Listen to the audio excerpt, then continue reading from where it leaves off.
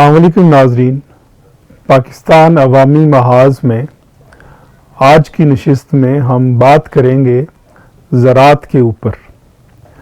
زراعت کا موضوع اتنا وسیع ہے کہ ہم اس پر 2-3 نشستیں کریں گے۔ آج کی نشست میں ہم سرسری طور پر یہ جائزہ لیتے ہیں کہ زراعت کی صورتحال ہمارے ہاں کیسی رہی، ہم ایک بڑا ملک ہونے کے باوجود کیوں زراعت میں پسماندگی کا شکار رہے۔ 1947 سے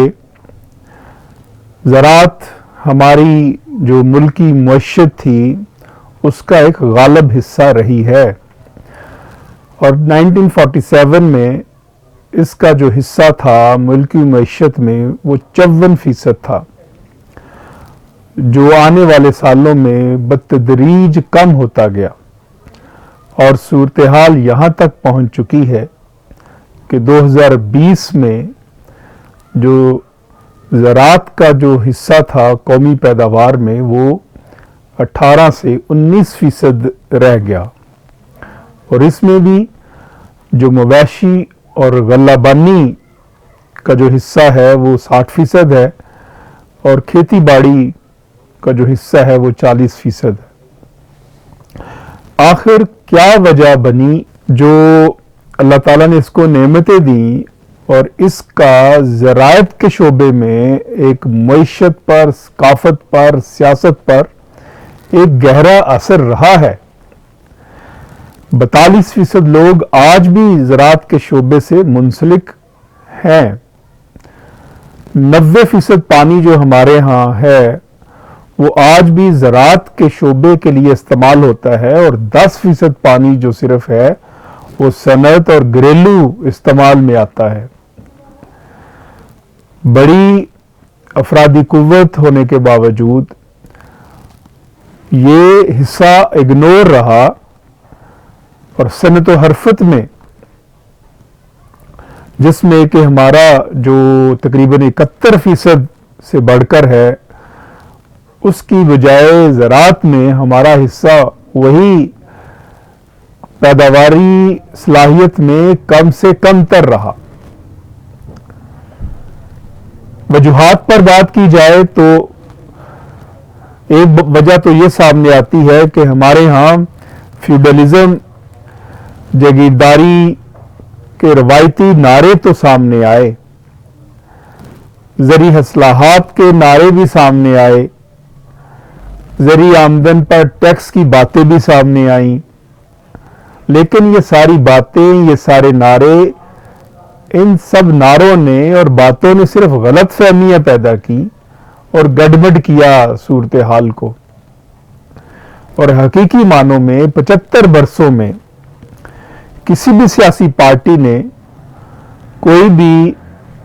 عملی پروگرام نہیں دیا کہ زرعی شعبے میں کوئی عملی اصلاحات کو نافذ کیا جا سکے۔ کسی بھی سیاسی پارٹی نے ایسا نہیں کیا، خواہ وہ سرمایہ دارانہ پارٹی ہو یا مذہبی شدت پسند کی پارٹی ہو یا بائیں بازو کی ترقی پسند خیالات رکھنے والے لوگ ہوں، کسی کو بھی یہ توفیق نہیں ہوئی کہ وہ زراعت کے شعبے میں کوئی ان تمام حقائق کا اور زراعت کے شعبے کو درپیش مسائل کا حقیقی معنوں میں کوئی تجزیہ کرے، مسائل کا مطالعہ کرے، کوئی ریسرچ کرے، اور پھر اس کے بعد کوئی واضح پالیسی لے کے آئے جس سے کسانوں، کاشتکاروں، بٹائی مزدوروں اور اس طرح باقی عام کسانوں کے حالات بہتر ہوں، اور زرعی شعبہ ترقی ترویج کی طرف پھلے پھولے اور آگے بڑھے۔ لیکن ایسا کچھ نہیں ہوا۔ یہی وہ سوال تھا جس کے لیے پاکستان عوامی محاذ نے یہ ٹھانی کہ اب زراعت کے شعبے میں بہتر تبدیلیاں لانے کی ضرورت ہے۔ زرعی انتظامی اصلاحات کے ذریعے بڑی چیزوں کی ضرورت ہے۔ ہم پیداواری طاقتوں کے ذریعے ہم حقیقی معنوں میں پیداواری نشو و نما میں اور ملکی معیشت میں اس کو بہتر سے بہتر اس کا حصہ بنائیں ملکی معیشت میں، اور قدیم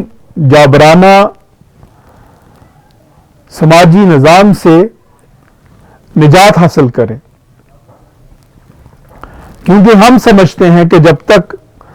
ہم غذائی اجناس میں خود کفیل نہیں ہو جاتے ہم آگے نہیں بڑھ سکتے، زراعت آگے نہیں بڑھ سکتی۔ لیکن افسوس کہ افسوس آج بھی گزشتہ 75 برسوں سے زراعت کے ساتھ وہی سلوک ہوتا آ رہا ہے جو پہلے ہوتا رہا ہے، کہ زراعت کے شعبے کو کمیشن ایجنٹس کو دے دیا گیا، بڑی بڑی کارپوریشنز کو دے دیا گیا۔ خود کچھ کام کرنے کی بجائے جب بڑی بڑی کارپوریشن کو آپ حوالے کریں گے زراعت، تو پھر زراعت ترقی کیسے کرے گی؟ زراعت ترقی اسی صورت میں کرے گی